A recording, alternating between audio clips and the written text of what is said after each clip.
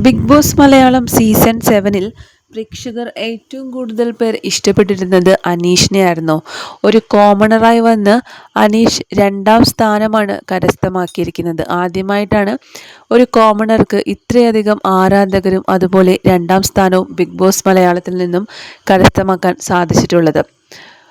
Social മീഡിയയിൽ തൻ്റെ വിശേഷങ്ങളെല്ലാം പങ്കുവയ്ക്കാറുണ്ട് അനീഷ്. താരം ബിഗ് ബോസ് കഴിഞ്ഞതിന് ശേഷവും ഇപ്പോൾ സോഷ്യൽ മീഡിയയിൽ വളരെയധികം ആക്റ്റീവാണ്. ഇപ്പോഴിതാ താരം തൻ്റെ സോഷ്യൽ മീഡിയ പേജിലൂടെ തൻ്റെ പിതാവിൻ്റെ വിയോഗ വാർത്തയാണ് പങ്കുവച്ചിരിക്കുന്നത്. തൻ്റെ പിതാവിൻ്റെ വിയോഗത്തിൽ വളരെ വൈകാരികമായ കുറിപ്പ് പങ്കിട്ട് ബിഗ് ബോസ് താരം അനീഷ്. കഴിഞ്ഞ ദിവസമായിരുന്നു ആൻ്റണി തറയിലിൻ്റെ വിയോഗം. ബിഗ് ബോസിൽ താൻ എത്തണമെന്ന് ഏറെ ആഗ്രഹിച്ച ആളായിരുന്നു അപ്പച്ചനെന്നും ഒടുവിൽ ഷോ കഴിഞ്ഞ് എയർപോർട്ടിലെത്തിയ ജനസാഗരത്തെ കണ്ട അദ്ദേഹത്തിൻ്റെ കണ്ണുകൾ നിറഞ്ഞെന്നും അനീഷ് പറയുന്നു.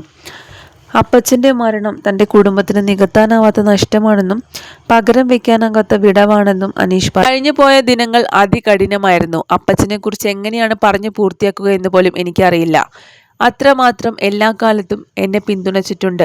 ജീവിതത്തിലെ ഉയർച്ചയിലും താഴ്ചയിലും സന്തോഷത്തിലും ദുഃഖത്തിലും ഒരുപോലെ സപ്പോർട്ട് ചെയ്യുക എന്നത് നിസ്സാര കാര്യമല്ല. ഉറച്ച നിലപാടുകളും കാര്യഗൗരവശേഷിയും അപ്പച്ചൻ്റെ വ്യക്തിത്വത്തിൻ്റെ ഭാഗമായിരുന്നു.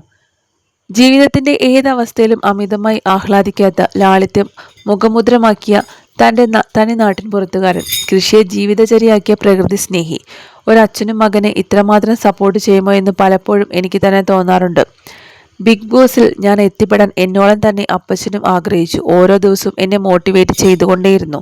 തളരാൻ എന്നെ അനുവദിച്ചിട്ടേയില്ല. കാര്യങ്ങൾ വളച്ചുകെട്ടില്ലാതെ സംസാരിക്കും. ശരിയുടെ ഭാഗത്ത് ഉറച്ചു നിന്നു. എന്നിട്ടും ആരെയും വേദനിപ്പിച്ചില്ല.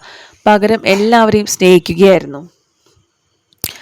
അനീഷ് തറയിൽ എന്ന ഞാൻ ബിഗ് ബോസിൽ കയറിയപ്പോൾ ഏറ്റവും കൂടുതൽ സന്തോഷിച്ചത് ആൻ്റണി തറയിൽ എന്ന എൻ്റെ അപ്പച്ചനായിരുന്നു.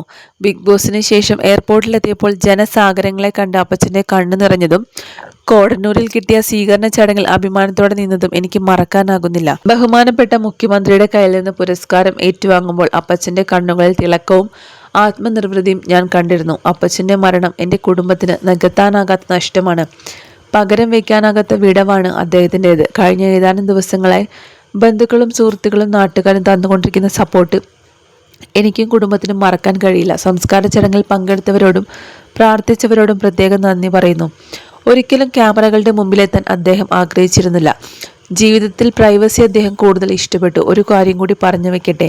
മരണവിവരം ഞാൻ സോഷ്യൽ മീഡിയയിൽ പോസ്റ്റ് ചെയ്യാതിരുന്നത് അപ്പച്ചൻ്റെ വേർപാടിൽ എനിക്കും കുടുംബത്തിനും പ്രൈവസി കിട്ടണം എന്നതിനാലാണ്. നിങ്ങൾ തന്ന പ്രാർത്ഥനകൾക്ക് ഹൃദയം തൊട്ട് നന്ദി അറിയിക്കുന്നു. തുടർന്നും അപ്പച്ചനെ പ്രാർത്ഥനകളിൽ ഓർക്കണമെന്നും അപേക്ഷിക്കുന്നു.